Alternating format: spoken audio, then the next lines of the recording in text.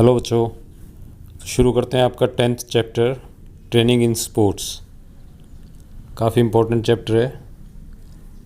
बाकी सभी चैप्टर जो हैं कुछ ना कुछ उनमें आगे पीछे हो जाता है, कोई उसका सिलेबस के अकॉर्डिंगली कुछ ना कुछ चेंज आता रहता है, लेकिन ये जो चैप्टर है आपका 10th चैप्टर, ये शुरू से एज इट इज़ इसके अंदर कुछ ना कुछ है। थोड़ी बहुत ही चेंजेस के साथ ज़रूर आता है। जैसे सर्किट ट्रेनिंग है, ये कभी ऐड हो जाता है, कभी लास्ट का जो टॉपिक है आपके पास इस बार भी आपके पास से कट हो चुका है। बाकी जो चीज़ें हैं आपके components of fitness, speed, strength, endurance, flexibility, coordinative ability, इन सबको कैसे इंप्रूव करोगे, कैसे डेवलप करोगे, वो सारी चीज़ें इसके अंदर आती हैं। तो लाइफ के अंदर भी ये आगे चल के काम आने वाली चीज़ें हैं। बहुत से बच्चे आते हैं कि कहीं पे उन्होंने फ़िज़िकल टेस्ट के लिए प्रिपेयर करना है, कहीं पुलिस में, कहीं आर्मी के अंदर कहीं उनकी सिलेक्शन होती है, तो वहाँ पे फ़िज़िकल टेस्ट क्लियर करना है। तो उससे पहले वो कैसे ट्रेनिंग लें, क्या क्या क्या चीज़ें इंप्रूव करें, वो सारी आपके इसमें काम आने वाली चीज़ें हैं। Training in sports, the word training is not a new word, people have been using it since archaic period. Training means the process of preparation for some task. किसी भी टास्क के लिए कोई टारगेट लेके चलते हैं, उसके लिए प्रिपेयर करना अपने आप को, वो आपके इसमें ट्रेनिंग केस में आ जाता है। But here our main task is fitness and conditioning of our body for sports and games. It is for this reason that this term is frequently used in sports and games. तो क्योंकि यहाँ पे आप physical जो आपके sports है उसके अंदर क्या है, आपका मेन टास्क क्या होता है, पहले अपने आप को फिज़िकली फिट करना और बॉडी को कंडीशन करना अकॉर्डिंगली आपके गेम और स्पोर्ट्स के अकॉर्डिंगली। तो यहाँ पे ये आपका ट्रेनिंग वर्ड जो है ज़्यादा शूट करता है। इसके ऊपर आप और ज़्यादा लिख सकते हो। पहले भी मैंने आपको बताया, लास्ट ईयर भी आपके पास चैप्टर +1 में भी रहा होगा। ट्रेनिंग वर्ड जो है जहाँ पे आप practical work, physical work, practical work और साथ में कुछ इक्विपमेंट्स के साथ आप ट्रेन किया जाता है, तो वो एक ट्रेनिंग के उसमें आ जाता है। हालांकि ये सेम उस पर से है, ये भी एक टाइप की प्रिपरेशन है। किसी भी टास्क को लेके आप प्रिपेयर करते हो, जैसे आप स्टडी करते हो, एग्ज़ाम को लेके स्टडी कर रहे हो, लेकिन वहाँ पे आपका ट्रेनिंग वर्ड नहीं है, कोचिंग है या कुछ और आप जो भी इसको बोल सकते हो। लेकिन यहाँ पे क्योंकि आपका फिज़िकल वर्क है और आप जो स्पोर्ट्स इक्विपमेंट्स हैं उनके साथ ट्रेनिंग लेते हैं, तो यहाँ पे स्पोर्ट्स के अंदर इसको ट्रेनिंग के उसमें देखा जाता है। तो ट्रेनिंग इन स्पोर्ट्स आपके पास बन जाता है। अब सीधे आप नेक्स्ट उस पर आ जाते हैं। Strengths, definition, type and method of improving strength, isometric, isotonic and isokinetic, ये 3 मेथड इसके अंदर आपके पास होते हैं। बेटा इस चैप्टर के अंदर एक चीज़ का ख्याल रखना, जो भी आपके पास जैसे स्ट्रेंथ के हैं 3 मेथड हैं इनको इम्प्रूव करने के लिए, फिर आपके पास इंडोरेंस है उसको इम्प्रूव करने के 3 मेथड हैं, फिर आपके पास स्पीड आती है, स्पीड के 2 मेथड हैं, एक्सेलरेशन रन, पेस रन। यही आप लिख सकते हो, इसके अंदर और कुछ ऐड नहीं कर सकते। जैसे मैं ज़्यादातर बोल देता हूँ कि 5 नंबर का क्वेश्चन है, 5 से ज़्यादा पॉइंट होने चाहिए, 5 पॉइंट मिनिमम उसमें हो, लेकिन यहाँ पे आपके पास ये 3 टॉपिक आएंगे। अगर आपसे इंडोरेंस डेवलपमेंट के मेथड पूछ लिए जाते हैं तो वो 3 होंगे, continuous method, interval training method और फार्टलेग मेथड। तो ये तीनों ही आपने एक्सप्लेन करने हैं और कुछ इसके अंदर ऐड नहीं करना। या आप इधर का उधर मेथड, कोई भी मेथड दूसरा यूज़ कर दोगे तो बिल्कुल 0 मिलेगा। बाकी जो क्वेश्चन है, मैं बार बार बोलता हूँ, आप इधर उधर की कुछ चीज़ें ऐड कर देते हो तो ज़्यादा नुकसान नहीं होता, कुछ ना कुछ तो आपको ज़रूर मिलता है, कुछ स्कोर ज़रूर मिलता है। जैसे आपके योगा के चैप्टर के अंदर था, वहाँ पे भी अगर आपने कुछ उसमें से आसन दूसरा लिख दिया तो वहाँ पे बिल्कुल 0 स्कोर मिलेगा। ऐसे इस क्वेश्चन के अंदर भी डिफ़िकल्टी लेवल सिर्फ यही है कि आप कहीं ना कहीं कन्फ्यूजन में आके दूसरे मेथड इसके अंदर यूज़ ना कर दें। तो इस चीज़ का ख्याल रखना है। सबसे पहले एक लिस्ट बना के स्ट्रेंथ डेवलपमेंट के कौन कौन से मेथड हैं, इंडोरेंस के कौन से हैं, स्पीड के कौन से हैं, फ्लेक्सिबिलिटी के, कोऑर्डिनेटिव एबिलिटी के, तो इनको अच्छे से लर्न कर लो, उसके बाद इनका एक्सप्लेन करते चले जाओ। सबसे पहले स्ट्रेंथ क्या होती है?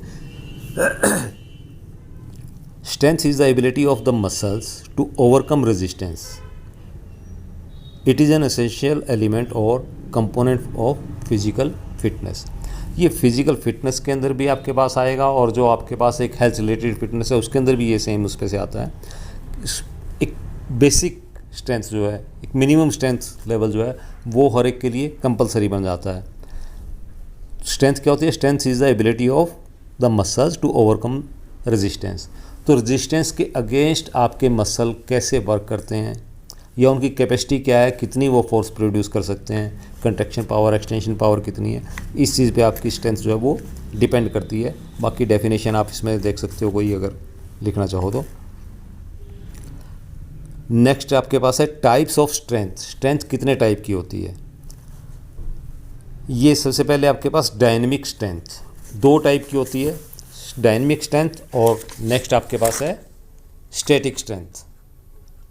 पहले इन दोनों के अंदर डिफरेंस देख लो क्या है क्या नहीं। सिंपल है, कोई ज़्यादा ऐसी डिफ़िकल्टी नहीं है। और उसके बाद इसके आप डायनेमिक के जो टाइप हैं वो आ जाएंगे। स्टैटिक स्ट्रेंथ क्या होती है? जहाँ पे वर्क जो है वो जीरो हो जाता है, मीन्स नो डिस्प्लेसमेंट। आप किसी चीज़ के ऊपर फोर्स लगाते हो लेकिन रिजल्ट उसका जीरो रहता है, मीन्स उसके अंदर कोई भी वो अपनी स्पेस से चेंज नहीं करते, या कोई भी डिस्प्लेसमेंट उसके, साइंस के बच्चे बड़े अच्छे समझ सकते हैं कि इसमें कोई भी डिस्प्लेसमेंट नहीं होगा। जैसे आप किसी वाल को पुश कर रहे हो, इसमें 2 कंडीशन है, ना तो सामने जिस चीज़ के ऊपर, जिस ऑब्जेक्ट के ऊपर आप फोर्स लगा रहे हो वो मूव करता है, और ना ही आपके मसल्स का शेप और साइज वो चेंज होता है। देखने में इसको फील भी नहीं किया जा सकता क्योंकि कोई मूवमेंट नहीं है, तो ये विजिबल भी नहीं है। ये है आपका स्टैटिक स्ट्रेंथ। इसके अपोजिट आ जाओ। पहले मैंने आपको स्टैटिक स्ट्रेंथ करा दिया, लास्ट का जो आपका टॉपिक है। थोड़ा इसमें से एक बार स्टैटिक स्ट्रेंथ को बुक में से भी आप देख लो। Static strength is also called isometric strength. It is the ability of muscles to act against resistance. Static strength can be measured by dynamometer. This type of strength is not seen directly. Static strength is not usually applied in sports, but in weightlifting it is used in phases. तो ये जो static strength है इसका game और sports के अंदर कोई बहुत ज़्यादा रोल भी नहीं बनता है। सिर्फ वेट लिफ्टिंग के अंदर जब आप उसको वेट को ऊपर उठा के होल्ड रखते हैं, कुछ टाइम स्टे करते हैं, तो वहाँ पे ये स्टैटिक स्ट्रेंथ यूज होती है। अदरवाइज़ जहाँ पे भी कोई मूवमेंट होगी, पहले ही मैंने बोला जहाँ पे भी कोई मूवमेंट है, डिस्प्लेसमेंट है, या आपके मसल्स चेंज हो रहे हैं, तो वो आपकी डायनेमिक स्ट्रेंथ के ऊपर चला जाता है। क्लियर है? उम्मीद है डायनेमिक स्ट्रेंथ भी आपने इससे क्लियर होगी। फिर भी एक बार इसमें देख लो। Dynamic strength is can be called isotonic strength because it is related to movements. In pull-ups and push-ups, we require dynamic strength. While performing such workout, there is a diminishing tendency in dynamic strength, and as a result, after some time, muscle refuse to do work. At this juncture, an individual is not able to do even 1 extra pull-ups or push-ups. Movements are clearly visible when someone use dynamic strength. In each sports movement, strength appears in a different form. Generally, dynamic strength can be divided into 3 parts. तो ये आगे इसको detail करेंगे। तो सीधा सा ये है कि जहाँ पे भी आपका डिस्प्लेसमेंट है, वर्क है, मूवमेंट्स हैं, तो वो आपका डायनेमिक स्ट्रेंथ बन जाता है। इसके 3 पार्ट हैं, इसको 3 टाइप से डिवाइड किया इन्होंने। सबसे पहले मैक्सिमम स्ट्रेंथ, इसके नाम से ही काफ़ी क्लियर हो जाता है। मैक्सिमम स्ट्रेंथ, गेम और स्पोर्ट्स के अंदर मैक्सिमम स्ट्रेंथ का भी कोई बहुत ज़्यादा रोल नहीं है। हर एक गेम स्पोर्ट्स के अंदर आप मैक्सिमम स्ट्रेंथ को यूज़ नहीं करते। हाँ, कुछ एक चीज़ें हैं, जैसे आपका वेट लिफ्टिंग का ही हो गया, या आपका थ्रोइंग इवेंट्स जितने आते हैं, चाहे उसमें आपका जेवलियन थ्रो है, हैमर थ्रो है, वहाँ पे आप इवन जंप्स के अंदर भी, वहाँ पे भी आप मैक्सिमम स्ट्रेंथ का यूज़ करते हैं। लेकिन बाकी ज़्यादातर गेम और स्पोर्ट्स के अंदर इसका मैक्सिमम स्ट्रेंथ का यूज़ नहीं होगा। तो ये एक ऐसी कैपेसिटी है जहाँ पे आपके मसल्स की मैक्सिमम पावर है, वो कितनी फोर्स जनरेट कर सकते हैं। ठीक। नेक्स्ट आपके पास है एक्सप्लोसिव स्ट्रेंथ। इसको याद करने के लिए, अच्छे से दिमाग के अंदर बिठाने के लिए एक चीज़ का याद रखो, ये कम्बिनेशन है किस चीज़ का? Speed plus strength. ठीक है, स्ट्रेंथ को जब हम स्पीड के साथ यूज़ करते हैं तो एक्सप्लोसिव स्ट्रेंथ बन जाता है। जैसे नाम से ही पता चलता है, एक्सप्लोसिव, एक्सप्लोजन, कुछ धमाका, सडनली एकदम से आप कोई फोर्स लगाते हैं, तो वो आपका एक एक्सप्लोसिव स्ट्रेंथ पे चला जाता है। Explosive strength can be defined as the ability to overcome resistance with high speed. In fact it is a combination of strength and speed ability. ठीक है, तो वही चीज़ आ रही है, स्पीड और स्ट्रेंथ एबिलिटीज़ का कम्बिनेशन जो है वो आपका एक्सप्लोसिव स्ट्रेंथ बन जाता है। इसका बहुत रोल है, हर एक गेम और स्पोर्ट्स के अंदर एक्सप्लोसिव स्ट्रेंथ अपना रोल प्ले करती है। इवन जो आपके थ्रोइंग इवेंट्स भी, अभी मैंने आपको मैक्सिमम स्ट्रेंथ का एग्जांपल दिया था, उसके अंदर भी आपका एक्सप्लोसिव स्ट्रेंथ का बहुत बड़ा रोल हो जाता है। अभी आप जेवलियन थ्रो कर रहे हैं, आप रनिंग अच्छी कर रहे हैं, लेकिन जो आपकी आर्म है जिससे आपने जेवलियन को थ्रो करना है या रिलीज़ करना है, वो किस स्पीड से मूव करती है। अगर उसमें स्पीड नहीं होगी, आर्म आपकी स्लो एक्शन से आ रही है, तो आपका डिस्टेंस जो है वो मैक्सिमम कवर नहीं कर सकते हो, तो वो भी आपका एक्सप्लोसिव स्ट्रेंथ पे चला जाता है। चाहे आपके जंप हैं, चाहे आपके थ्रोइंग इवेंट्स हैं, या आपने कोई शॉट लगाना है, इवन बॉक्सिंग के अंदर आप पंच लगाते हो, आप में कितनी भी स्ट्रेंथ है, आपके मसल्स कितने भी स्ट्रॉन्ग हैं, आप किसी को पंच लगाते हो, अगर उस पंच में स्पीड नहीं है तो उसका इम्पैक्ट बहुत कम होगा। जितनी स्पीड से पंच आएगा उतना ही उसका इम्पैक्ट ज़्यादा हो जाता है, तो ये आपका एक्सप्लोसिव स्ट्रेंथ बन जाती है। तीसरा आपके पास है स्ट्रेंथ इंड्योरेंस।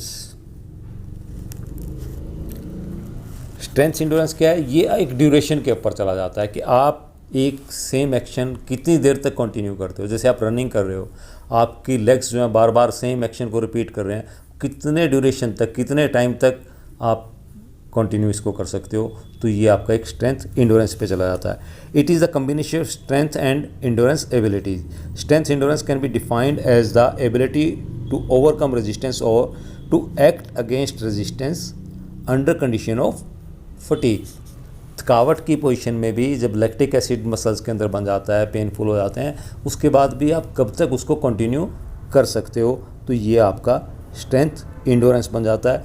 इसका भी जो आपकी लॉन्ग ड्यूरेशन गेम है या इवेंट है, वहाँ पे भी बहुत बड़ा रोल हो जाता है। और अदरवाइज़ नॉर्मल कंडीशन के अंदर भी स्ट्रेंथ इंड्योरेंस का अपना एक रोल बन जाता है। Strength endurance is commonly used in a long distance races, swimming and cycling, pole vault and combative sports. तो ये इसके एग्जांपल भी आपको इसी टाइप से दिए हुए हैं। ठीक है, आगे आपके पास है स्टैटिक स्ट्रेंथ। ये मैंने आपको बता दिया, वर्क जीरो, नो डिस्प्लेसमेंट और कोई मूवमेंट नहीं होगी, तो वो आपका स्टैटिक स्ट्रेंथ आ जाती है। आगे हैं इसको इम्प्रूव करने के मेथड। स्ट्रेंथ को अगर आपने इम्प्रूव करना है, आपको लगता है आप में स्ट्रेंथ की कमी है और आप स्ट्रेंथ को इम्प्रूव करना चाहते हैं, तो आप इसको कैसे इम्प्रूव कर सकते हैं? इसके 3 मेथड हैं सिंपल से। देखो, एक चीज़ का और ख्याल रखो, जो आपके पास स्ट्रेंथ है, अगर आपने उसको इम्प्रूव करना है तो उसके अंदर आपको रेजिस्टेंस एक्सरसाइज परफॉर्म करनी पड़ेगी। जैसे फ्लेक्सिबिलिटी को अगर आप इम्प्रूव करते हो तो उसके अंदर आपके पास स्ट्रेचिंग एक्सरसाइज आती हैं। किसी भी टाइप के आप कोई भी मेथड यूज़ करो, लेकिन हर एक के अंदर आपके पास स्ट्रेचिंग होगी, वो है फ्लेक्सिबिलिटी के लिए। यहाँ पे आपने स्ट्रेंथ को डेवलप करना है तो आपके पास रेजिस्टेंस एक्सरसाइज है, कुछ ना कुछ अपोजिट फोर्स होना ज़रूरी है, तभी मसल्स जो हैं वो डेवलप होंगे। तो रेजिस्टेंस एक्सरसाइज मेथड कोई भी यूज़ करो, लेकिन उसके अंदर ये चीज़ कॉमन है कि ये तीनों ही रेजिस्टेंस एक्सरसाइज होंगी। तो सबसे पहले आपके पास है आइसोमेट्रिक एक्सरसाइज। जैसे स्टैटिक स्ट्रेंथ था आपके पास, ऐसे ही उसी के जो एग्जांपल हैं वो आपके आइसोमेट्रिक एक्सरसाइज के बन जाते हैं। ये सारी एक्सरसाइज वो हैं जिनके अंदर आप मूवमेंट नहीं करते हो, समझ रहे हो? आपके मसल जो हैं वो फोर्स तो प्रोड्यूस कर रहे हैं, लेकिन उनके अंदर कोई भी चेंज नहीं आ रहा है, और ना ही आगे जो भी चीज़ के ऊपर आप फोर्स लगा रहे हो उसके अंदर उसकी पोजीशन के अंदर कोई चेंज आता है। तो गेम स्पोर्ट्स के अंदर इस टाइप की एक्सरसाइज का भी बहुत कम रोल है। जब आप इम्प्रूवमेंट के या स्ट्रेंथ ट्रेनिंग पे जाते हो तो इस टाइप की एक्सरसाइज बहुत कम उसके लिए आती हैं, यूज़ में की जाती हैं। फिर इनका पर्पस ज़्यादा क्या है, ये जो है रिहेबिलिटेशन पर्पस के अंदर, जब आप कोई प्लेयर इंजर्ड हो जाता है और दोबारा से नॉर्मल कंडीशन की तरफ वो अपने आप को लेके आना चाहता है, तो वहाँ पे जो है आपकी आइसोमेट्रिक एक्सरसाइज उनकी बहुत हेल्प करती हैं, क्योंकि उसके अंदर मूवमेंट नहीं है, तो उससे इंजर्ड पार्ट के ऊपर पेन कम होगा, और लेकिन वो स्ट्रेंथ वो जो मसल्स हैं वो स्ट्रेंथ ज़रूर प्रोड्यूस करते हैं, और टाइम के साथ साथ उनमें जैसे ही थोड़ा सा स्ट्रेंथन होते हैं तो दोबारा से वो आइसोटोनिक एक्सरसाइज पे चले जाते हैं, जहाँ पे मूवमेंट्स भी होंगी और उसके अंदर कुछ चेंज भी होगा। तो ये आपका इस तरीके से आप इसको याद कर सकते हो सीधा सा, कि आपका जहाँ पे कोई वर्क नहीं हो रहा है, जैसे इसके गेम और स्पोर्ट्स के अंदर एग्जांपल कुछ कौन कौन से आ जाते हैं, ये भी आपको देख के निकालना होगा। जैसे हर एक गेम के अंदर कुछ ना कुछ आपको मिल जाता है। इसका एग्जांपल जैसे आपका गोलकीपर है, किसी भी गेम के अंदर है, हॉकी में है, फुटबॉल के अंदर है, तो वो कुछ डाउनवर्ड पोजीशन के ऊपर जाके स्टे कर जाता है। सामने से अपोनेंट जो है वो बॉल लेके आ रहे हैं और वो एक पोजीशन लेके स्टे कर जाता है। जितनी टाइम तक वो स्टे करता है तो वो सारा आपके पास क्या है, आइसोमेट्रिक एक्सरसाइज के एग्जांपल बन जाते हैं। विकेट कीपर है, बॉलर बॉल लेके चलता है, रन अप के ऊपर दौड़ता है, लेकिन विकेट कीपर अपनी पोजीशन लेके डाउनवर्ड पोजीशन पे लेग्स के ऊपर आ जाता है। जब तक वो स्टे करता है, जैसे ही बॉल स्निक होके आती है तो उसके बाद वो रोलिंग डाइविंग कुछ ना कुछ परफॉर्म करता है, तो वो कन्वर्ट हो जाता है डायनेमिक एक्सरसाइज में या आइसोटोनिक एक्सरसाइज के अंदर। लेकिन जब तक वो स्टे कर रहा है तब तक उसका स्टैटिक पोजीशन है जब तक, तो ये आपका एक आइसोमेट्रिक एक्सरसाइज हो जाती हैं। नेक्स्ट आपके पास है आइसोटोनिक एक्सरसाइज। इससे रिवर्स चलोगे तो आपके पास जहाँ पे वर्क है, मूवमेंट्स हैं, और गेम स्पोर्ट्स के अंदर, और अगर आपने एक्चुअल में स्ट्रेंथ को इम्प्रूव करना है तो ये एक बहुत अच्छी एक्सरसाइज बन जाती हैं और यूज़फुल एक्सरसाइज बन जाती हैं। Isotonic exercise are those exercise in which movements can be seen directly. Work is done in these exercise. Isotonic exercise tone up the muscles. Muscles became flexible. Length of the muscles can be increased by isotonic exercise. क्योंकि इसके अंदर movements हैं, muscles जो हैं वो भी अपनी shape size change करते हैं, तो इनका बहुत अच्छे रिजल्ट देखने को मिलते हैं। These exercise are much value in the field of sports. These are the best for strength development. तो आगे इसके अंदर क्लस्थेनिक एक्सरसाइज, रनिंग, जंपिंग, जो भी आपके पास रखे हैं वो अलग इसके एग्जांपल आ जाते हैं। बाकी ये इस टाइप की आपके पास एक्सरसाइज आती हैं। तो अब आपके पास लास्ट है इसके अंदर आइसोकाइनेटिक एक्सरसाइज। ये क्या है? एक तो ये कब शुरू किया, किसने शुरू किया, इस चीज़ को ध्यान से अच्छे से याद कर लेना, क्योंकि एक एक नंबर के ऑब्जेक्टिव टाइप क्वेश्चन के अंदर आपके पास ये सीधे आ सकते हैं। समझने के लिए आपको एक सिंपल उसमें समझा देता हूँ। आइसोकाइनेटिक एक्सरसाइज क्या है? ये एक स्पेशल डिज़ाइन मशीन्स हैं। जैसे आप जिम वगैरह में जाते हो, वहाँ पे देखते हो कुछ पर्टिकुलर मशीन्स रखी हुई हैं एक्सरसाइज को परफॉर्म करने के लिए। तो ये एक स्पेशल डिज़ाइन मशीन्स हैं, एडवांस मेथड है, और इन मशीन्स के ऊपर आप पर्टिकुलर मसल्स के लिए, याद रखना, स्पेशल डिज़ाइन मशीन्स, उसके बाद उन पे पर्टिकुलर मसल्स के लिए, कहीं पे एक स्टेशन है आप आर्म्स के लिए एक्सरसाइज कर रहे हो, दूसरा है आप लेग्स के लिए कर रहे हो, कहीं आप शोल्डर जॉइंट के लिए एक्सरसाइज कर रहे हो, कहीं आप चेस्ट के लिए कर रहे हो, तो वो अलग अलग स्टेशन आ जाते हैं आपके पास। ठीक है, ये अलग अलग मसल्स के लिए है और एक पर्टिकुलर एंगल के ऊपर। इनके अंदर एक स्पेशल और क्या होता है कि इस मशीन पे जब वर्क करते हो तो एक पर्टिकुलर एंगल के ऊपर आप फोर्स लगाते हो।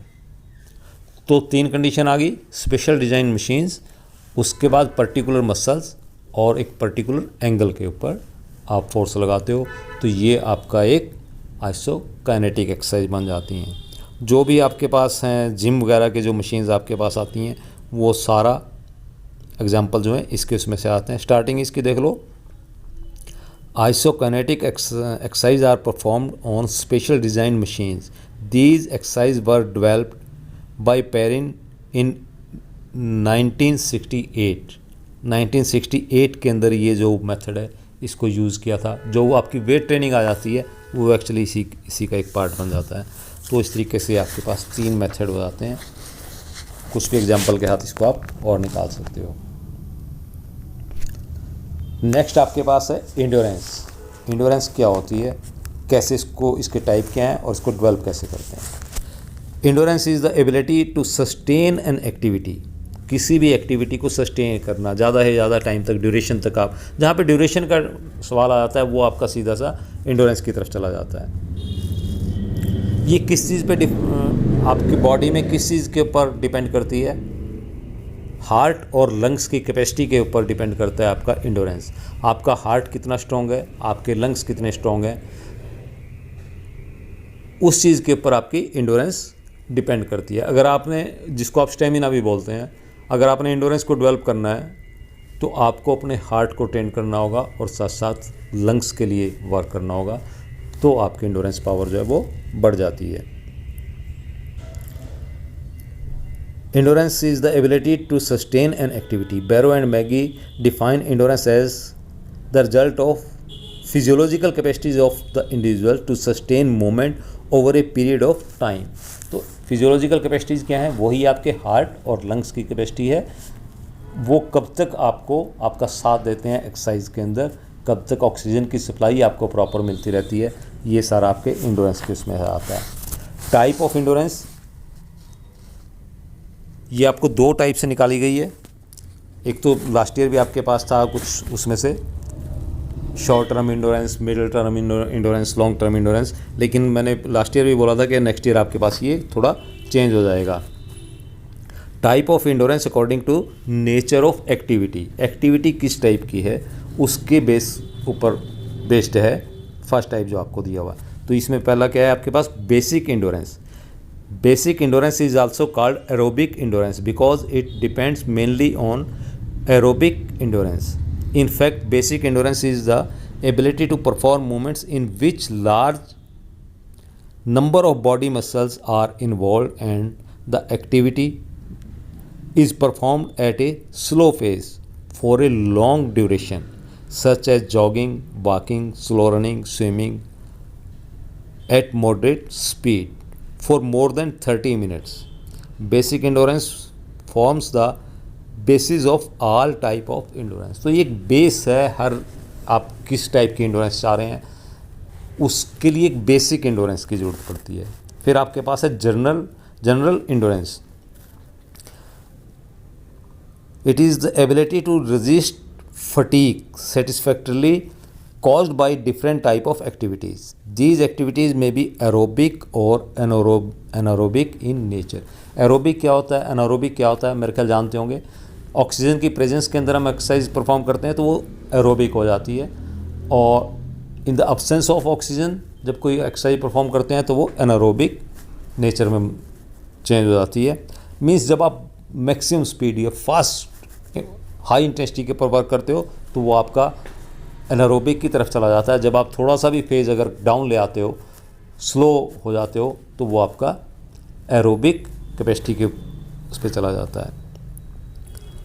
दीज एक्टिविटी में बी ऑफ लो और high intensity but for a longer duration. However this duration is much shorter than required for basic endurance activity. In other words, it can be said that general endurance enable a sports person to perform different type of activities for a long duration without getting tired or fatigue. तीसरा आपके पास है specific endurance. Specific endurance is the ability to resist fatigue caused by a specific or particular sports activity. जब आप किसी particular sports में जा रहे हैं, कोई एक स्पेशल आप गेम खेल रहे हैं, तब उसकी बात कर रहे हैं। As the nature of fatigue is different from different sports, the specific endurance is also different respectively. For example, specific endurance of a wrestler is to combat effectively in the 3 rounds of और 6 minutes, where it is of 4 rounds for a boxer. Boxer के लिए 4 round होंगे, wrestling के अंदर 3 round हैं, 6 rounds हैं, 6 minutes है, 3 rounds हैं। तो ये डिफ़र करती है एक्टिविटी के अकॉर्डिंगली, किस टाइप का आप गेम कर। एक वॉलीबॉल खेल रहे हो, कुछ और आपके पास किसी और टाइप के इसमें चाहिए। आप क्रिकेट खेल रहे हो, पूरा दिन खेलते रहते हैं, पूरा दिन लगे रहते हैं, तो वो एक अलग नेचर है उसके अंदर। फुटबॉल के अंदर आपके पास किसी और टाइप की चाहिए, तो ये एक स्पेसिफिक उस पर आप चले जाते हो। नेक्स्ट आपके पास है types of endurance according to the duration of activity. कितने टाइम की एक्टिविटी है उसके पर सीधा चला जाता है। सबसे पहले इसमें टाइम का थोड़ा ख्याल रखना, उसके अकॉर्डिंगली ये आपके पास 4 टाइप से दिए हुआ है: speed endurance, short term endurance, middle term endurance और लॉन्ग टर्म इंडोरेंस। तो इसके अंदर क्या है कि सबसे पहले speed endurance is the ability to resist fatigue in activities lasting up to 45 seconds. Means जो आपकी शॉर्ट डिस्टेंस रेसेस हैं, जो आपकी स्प्रिंट रेसेस हैं, 100 मीटर 200 मीटर, वो आपके इवन 400 मीटर्स तक भी इसमें इंक्लूड हो जाएगा। तो वो आपके पास हैं स्पीड इंड्योरेंस के अंदर, ठीक है, जहाँ पे आप मैक्सिमम जो है 45 सेकेंड्स तक यूज़ कर रहे हो। दूसरा आपके पास है शॉर्ट टर्म इंड्योरेंस। इसके अंदर आप एग्जांपल के लिए जा सकते हैं, जो आपके पास मिडिल डिस्टेंस रेसेस आती हैं, 800 मीटर 1500 मीटर, 800 मीटर 1500 मीटर। 1500 भी थोड़ा लॉन्ग उस पर चला जाएगा, अदरवाइज़ आपके पास 800 जो है इसके लिए परफेक्ट एग्जांपल है। 45 सेकेंड्स टू 2 मिनट्स, इसके अंदर क्या करते हैं हम, 45 सेकेंड से लेकर 2 मिनट्स तक की जो भी आपके पास इस ड्यूरेशन की जो एक्सरसाइज हैं या एक्टिविटी हैं, वो आपकी शॉर्ट टर्म इंडोरेंस में आ जाती हैं। फिर है मिडिल टर्म इंडोरेंस।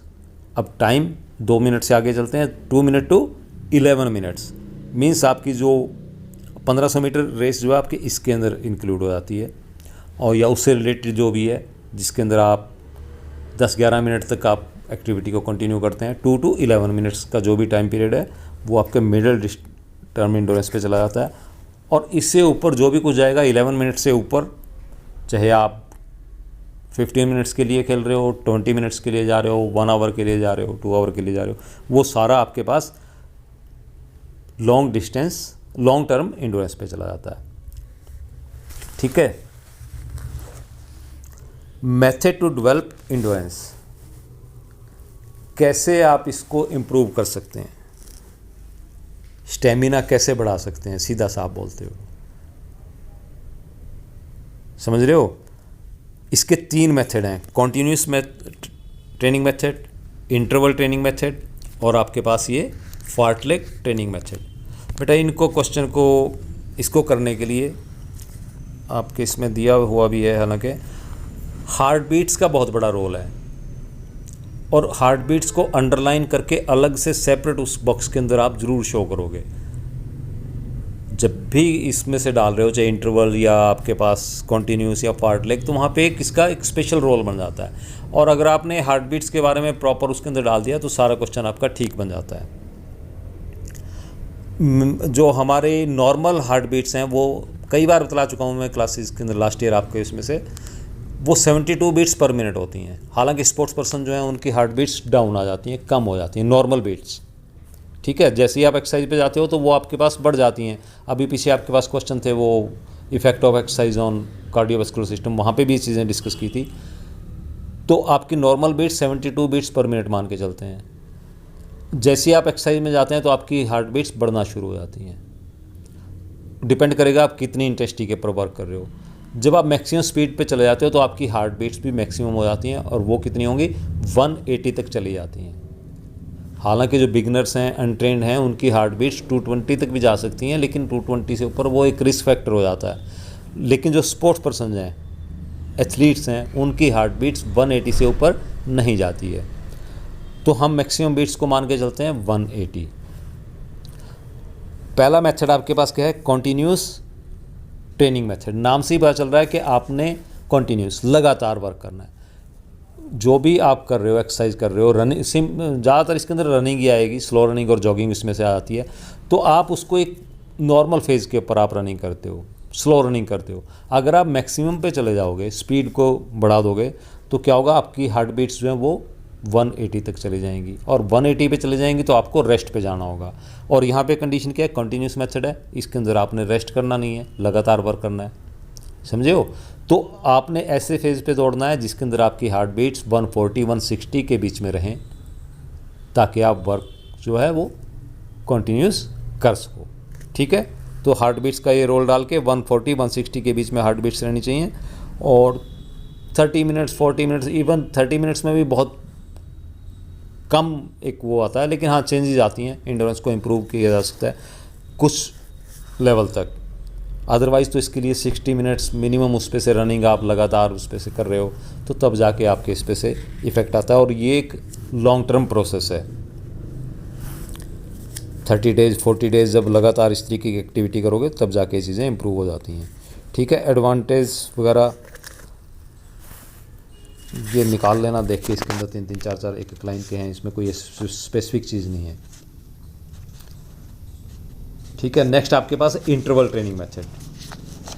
अब नाम से पता चल रहा है इंटरवल, मीन्स एक्टिविटी के बीच में, टास्क के बीच में आपको इंटरवल मिल रहा है। ये कोई इंटरवल ऐसा नहीं है जैसे आप पिक्चर के अंदर कहीं इंटरवल हो रहा है, कुछ खाने के लिए जा रहे हैं, कुछ रेस्ट पे जा रहे हैं, ऐसा नहीं है। लेकिन आपको रिकवरी का टाइम दिया जाता है।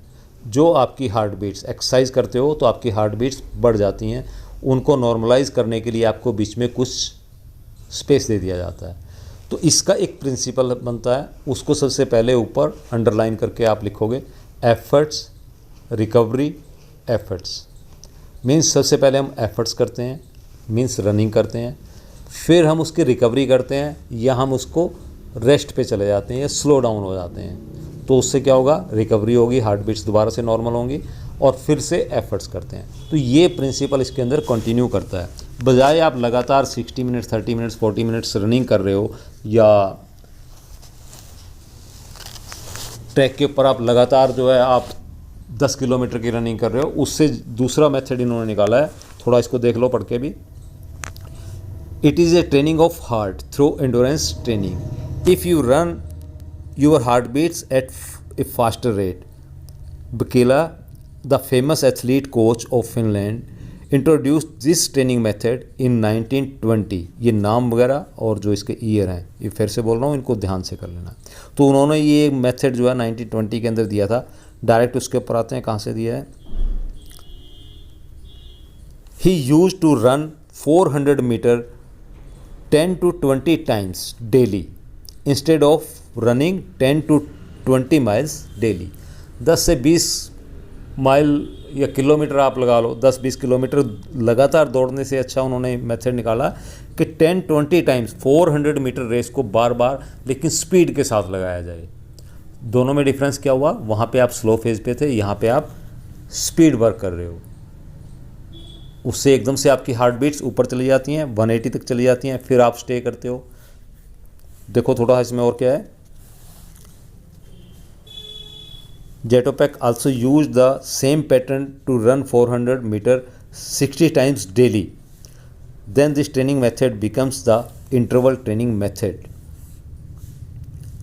ये बाकी आपके, in fact this training method is based upon efforts and recovery principle. ये आपके पास दिया हुआ, इसको अंडरलाइन कर लेना, लास्ट पैरे के अंदर है, और इसको ज़रूर से इसके अंदर आपने ऐड करना है। तो समझ गए हो। इसके आगे इसमें से जो एग्जांपल दिया हुआ है उस पर देखो। नंबर 1 क्या है, 400 मीटर रेस विद 80% स्पीड। तो मैक्सिमम स्पीड पे नहीं जा रहे, 100% पे नहीं जा रहे, 80% पे जा रहे हैं। वॉकिंग और jogging until his heart rate comes down to 120-140 approximately. तो दोबारा से हम फास्ट रनिंग के बाद जॉगिंग या स्लो रनिंग करते हैं, जिससे हमारी हार्ट बीट्स दोबारा से 120-140 के बीच में आ जाती हैं, और फिर से एफर्ट्स करते हैं, रनिंग करते हैं, मैक्सिमम स्पीड के साथ आप उस पर जाते हो, दोबारा फिर से 80% स्पीड के ऊपर आप वर्क करते हो। तो ये इस तरीके से आप इसको यूज़ कर सकते हो। एडवांटेज, डिसएडवांटेज, उम्मीद है आप इसमें से निकाल लोगे देख के। जो एक इम्पॉर्टेंट चीज़ है इसके अंदर, एक बार क्वेश्चन आया था कि इंटरवल ट्रेनिंग मेथड के ऊपर 1:2 इंटरवल ट्रेनिंग मेथड क्या है।